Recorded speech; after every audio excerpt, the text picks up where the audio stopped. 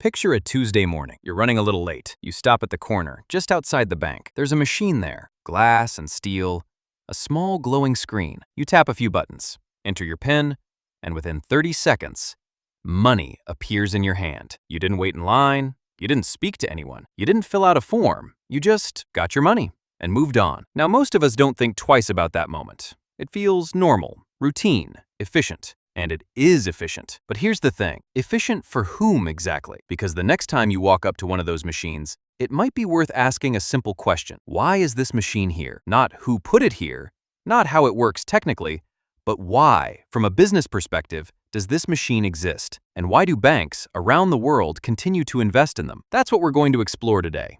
Calmly, clearly, without drama, just the quiet logic of how modern banking actually works. Let's start with what most people think. And honestly, most people aren't wrong. ATMs are convenient. They're available around the clock, 7 days a week. You don't have to plan your errands around bank hours. You don't have to speak to anyone if you don't want to. You can check your balance, withdraw cash, sometimes even deposit money, all from a machine that fits in a corner of a petrol station or a shopping mall. And for the customer, this feels like a gift. Like the bank is saying, "Here, we made this easier for you." And in many ways, they did. That part is real. The convenience is real. The speed is real. The availability is real. But here's where it gets interesting. When something in business feels like it's purely for your benefit, it usually is beneficial to you, but it's almost always more beneficial to the company. That's not cynical. That's just how good business design works. You build something people want to use, something that removes friction, something that feels like a favor, and in doing so, you also solve your own problems. ATMs solved a very specific set of problems for banks, and understanding those problems tells you everything. Why ATMs exist. To really understand ATMs, you have to go back to a time before them. Not ancient history, just a few decades. Before ATMs became common, if you wanted cash, you went inside the branch. You waited in line. A human being sat behind a counter. They checked your account. They verified your identity. They counted out your money by hand. They stamped a passbook. They filed a record. Every single transaction required a person. Now think about what that means at scale. A busy bank branch might handle hundreds of transactions a day. Each one needs staff time. Each one carries the possibility of human error. Each one costs the bank in wages, training, and time. And none of this scales well. If customer demand doubles, you need more staff. If a teller calls in sick, the line gets longer. If it's a public holiday, the branch is closed entirely. The bank's ability to serve customers was directly tied to the number of humans it employed and the hours they could work. The ATM changed that equation entirely. The first ATMs appeared in the late 1960s. Barclays Bank in London is often credited with deploying one of the earliest machines in 1967. At first, they were seen as a novelty, a curiosity, but banks quickly realized something important. A machine doesn't take sick days. A machine doesn't need a lunch break. A machine can serve customers at 2 in the morning, and a machine can handle the most common banking tasks, the ones that make up the vast majority of daily transactions, without any human involvement at all. Withdrawing cash, checking a balance, transferring funds. These are repetitive tasks, predictable tasks. They don't require judgment. They don't require conversation. They require accuracy and reliability. And machines are very good at accuracy and reliability. So banks began rolling out ATMs not just as a convenience for customers, but as a way to redirect human labor toward work that actually required humans. Loan assessments, complex account queries, financial advice, the things that need a person. The routine stuff? Let the machine handle it. That was the original logic, and it was sound logic. How banks benefit. So ATMs reduce the burden on human staff. That's the first benefit, but it's not the only one. Let's look at this more carefully.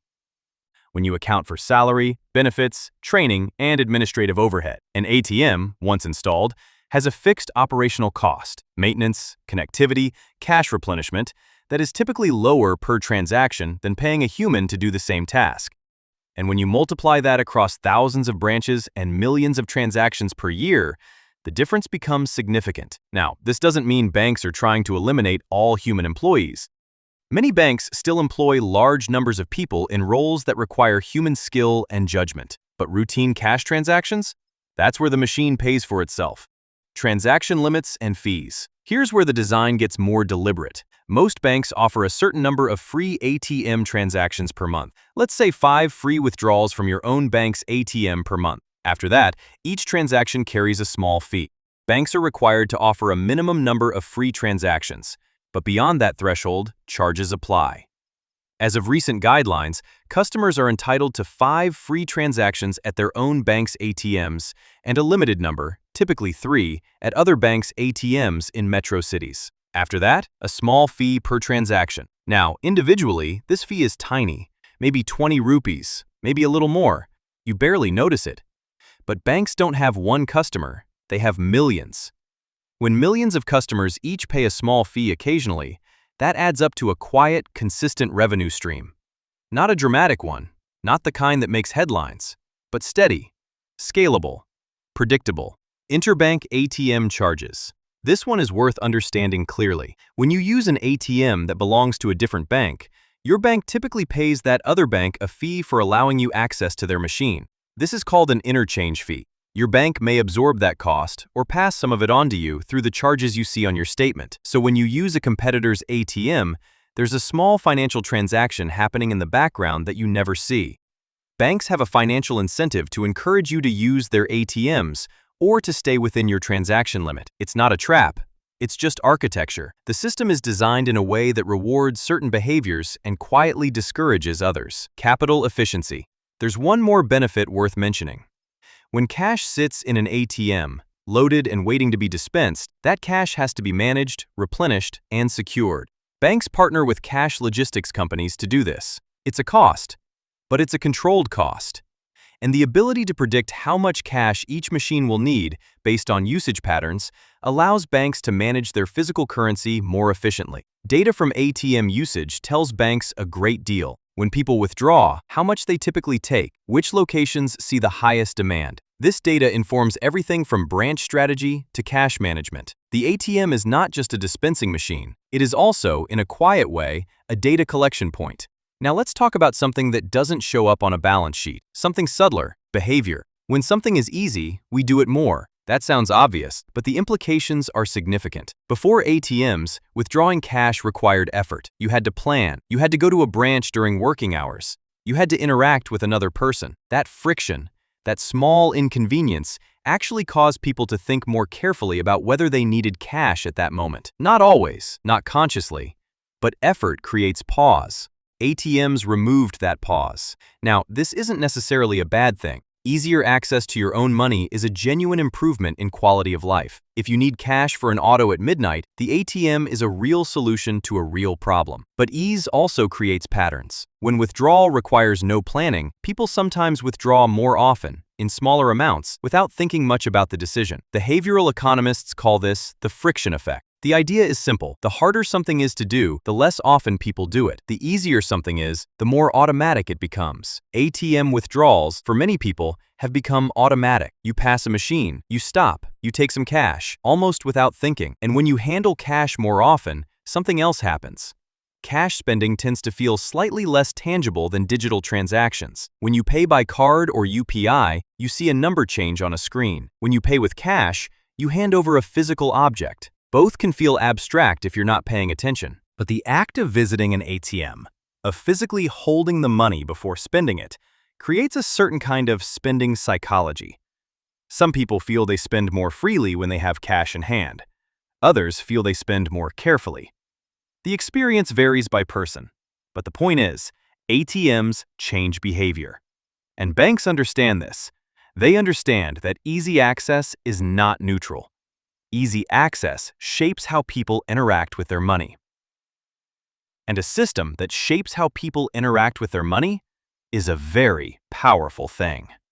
Here's a distinction worth sitting with. There's a difference between having access to your money and having control over it. Access means you can get to it. Control means the terms of that access are on your terms. With an ATM, access is real. You can get your money quickly, conveniently, but the terms are set by the bank. How much you can withdraw in a single transaction, often limited to 10 or 20,000. How much you can withdraw in a day, a daily limit set by the bank. Which machines you can use without incurring fees. What happens when the machine is out of order, or out of cash, or experiencing a network error. These limits exist for practical reasons. Security, fraud prevention, cash logistics. They're not arbitrary or malicious, but they do mean that the system, as convenient as it is, operates on the bank's schedule and the bank's rules. Think about the last time an ATM near you ran out of cash, or showed a network error, or was under maintenance. In that moment, your access was simply unavailable. Not because anything was wrong with your account, but because the machine had its own constraints. And if you depended entirely on that machine, you felt that dependency clearly. This isn't a warning, it's just an observation. When we outsource a task to a system, any system, we become somewhat dependent on that system's reliability. ATMs are, by most measures, very reliable, but they are not infallible. And understanding the difference between access and control is one of those things that's worth knowing. Quietly, calmly, without alarm, just knowing. Now, let's zoom out, because ATMs don't exist in isolation. They're one piece of a much larger system. When banks introduced ATMs, they were solving a specific problem: how to serve more customers with fewer staff for routine transactions. That worked, but then something else happened. The internet arrived, and with it, online banking. Suddenly, customers could check their balance from home, transfer money without leaving their couch, pay bills at midnight. Then came smartphones, and mobile banking apps became the new ATM, but even more powerful. You could do almost everything from your phone. No machine required. No physical presence at all. So where does that leave the ATM? Somewhere between legacy infrastructure and necessary bridge. Here's the thing: not everyone has a smartphone. Many of these transactions happen in cash. And for cash to be accessible, ATMs still play a critical role. So ATMs haven't disappeared. They've adapted. Some now allow cardless withdrawals using your UPI app. Some offer basic account services beyond just cash. Some are being redesigned as multi-service kiosks, but the direction of travel is clear. Banks are moving, steadily, deliberately, toward a world where the customer does more of the work. Self-service, self-management, self-sufficiency. You check your own balance. You transfer your own funds. You resolve your own queries through a chatbot before you ever speak to a human. ATMs were the beginning of that shift. The first moment where a bank said, "Here is a machine, use it. It's better for both of us." And for the most part, it was better for both sides. But the bank's side of that bargain included cost savings, fee revenue, behavioral data, and reduced dependency on human labor. The shift to digital banking continues that logic. Each app, each digital tool, each self-service feature reduces the need for the bank to staff a service. And it gives the bank more data about your behavior, your patterns, your financial life. Again, this isn't sinister. This is how modern service businesses work. From grocery stores with self-checkout lanes to airlines with online check-in. The customer does more. The company spends less. And often, the customer experience genuinely improves. But it's worth understanding the structure underneath the convenience. Because convenience is usually designed. It doesn't just happen. Someone decided that self-service was the future, and they built the infrastructure to make it feel natural. ATMs were that infrastructure in its earliest form. So, let's answer the question we started with. Why do banks want you to use ATMs? The honest answer is several reasons, and none of them are secret. First, efficiency. ATMs handle routine transactions without staff involvement. That frees up human employees for more complex work and reduces the operational cost of running a bank at scale. Second, scalability. A machine can serve customers 24 hours a day, every day of the year, in locations where it wouldn't make financial sense to open a full branch. That means a bank can have a presence in a neighborhood, a physical touchpoint, without the overhead of a staffed location. Third, fee structure.